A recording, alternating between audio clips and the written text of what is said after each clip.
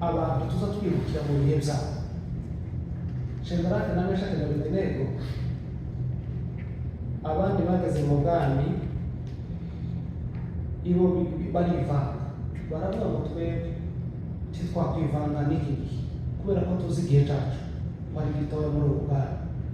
Nicyo cyatumye bazamuka kugeza ubu nyine tuba tuvuga ngo Shendarake na Meshaki na Abedenego ntibatakaje opportunité n'imwe babonye kubera ko bahinduriwe ahantu.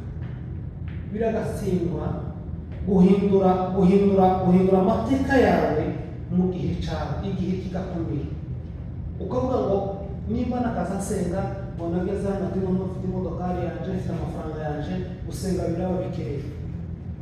Oya, igihe cy'umuntu nicyo tuzabaza. Ubundi nta kintu tuzabaza usibye igihe, kandi mu gihe habamo imirimo. Iyo ukoze neza mu gihe cyawe niko kwisevingira ubuzima bwawe bwose. Amen. Iyo ukoreye neza mu gihe cyawe, umuntu uzi kubara ibindi ni umuntu umenya, umuntu uri smart. Bagendera ku bintu bitatu, aho ngo umuntu uri smart n'ibyo avuga, nuko yambaye, n'ibyo akora. Umuntu umenya gupanga gahunda y'ubuzima bwe, umuntu umenya kwiporogaramu. Ujya mu muntu uri smart, ariko niwe munyamugi, tubivuge muri niwe munyamugi. Ariko iyo ubona buri gihe turi porogaramu, nta gihe cyawe ufite, uza uvangavanga ibintu, ukora igihe nyuma y'ikindi, kandi wakora igihe nyuma y'ikindi bakabyita akajagari. Iryo jambo ndiyo akajagari kavuye, ni ugukora ibintu ku kajagari. Amen. Kandi mu gihe no kwiga no kwigana, siko tukumvise, kwiga no kwigana nabaciyemo gusa babyita kwiga. Ni ukuvuga ngo niga ibyo iteragenda, uko agenda n'uko avuga n'uko akora akamwigana.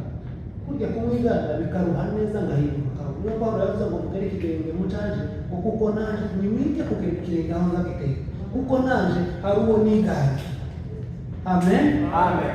Amen. Amen. Icyo nicyo kumenya igihe. Kumenya igihe ni ukumenya gukorera ku gihe. Warasifiwe. Aburahamu yakoze ibintu bibiri. Aburahamu baramubwiye ngo, Imana iramubwira ngo nzaguha umwana, agira kwizera. Mu gihe ciwe agira kwizera kugeza ubu nyine bisogokuza kwizera. Ijambo rigira kabiri, Aburahamu baramubwira ngo wabonye Isaka, ngo uyu mwana wawe kine, genda umutambire. Aravuga ngo ndamutanga.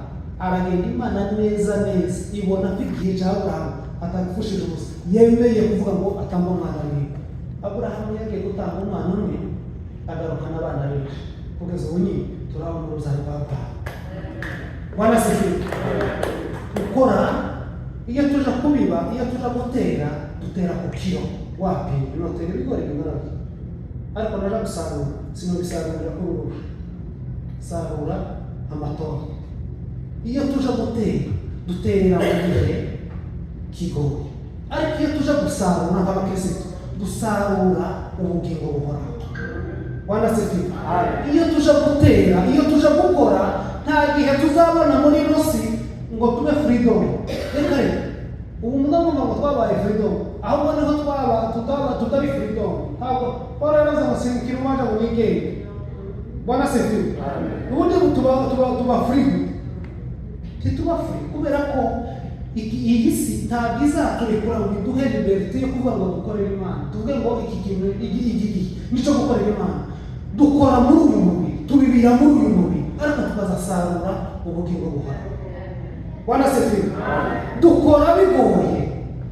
Umubibyi iyo agiye gutera agatera ahandi, ariko uja gusarura, sinzi umuntu wari waje guhemba kuri banki akagenda ahandi, hari uwo cyangwa turabona, ariko akazi iri mu kazi guke. Ariko nimbona bazaharageza ukabona ngataje ngiye gupfa, ukumva urarusha ubwenge buvuye mu gihe. Wanasifiwe. Kijya cya gihe uvuga ko kuko ni gute byagenze, ibi ni ibikimbaho. Ariko iyo uja gufata amafaranga uzamuseka, ubaza wigira mu zuba bw'umugore, ariko wowe ubazugira muri abantu bose banakuka Haleluya. Ukaza wigeza ko ku bantu ese uko ndahondo iyo yanegereye iyo ntabwo mwaza n'amafaranga ariko igihe udafite amafaranga igihe uri mu kazi umuntu wese ari mu mushinga wazagira ngo utari yewe nari kuramukije gusa atayandi makuru toya umuntu aba afite stress siyo nawe kirya ari mu gihe cyo kubiba ariko witwaye neza ufite CV muri cya gihe cyo kubiba niba uzugira CV nziza mu gihe cyo gusarura Bwana sifiwe. Kalebu ntabwo avuka mu Banyisirayeli. Kalebu ni Umukanasi niko Bibiliya ivuga, ni Umuedomu avuka kwa Isaka nawe ni umwuzukuru wa Aburahamu. Kalebu ariko bageze mu gihugu Yoshuwa aramwibagirwa kuko mu butayu babanye mu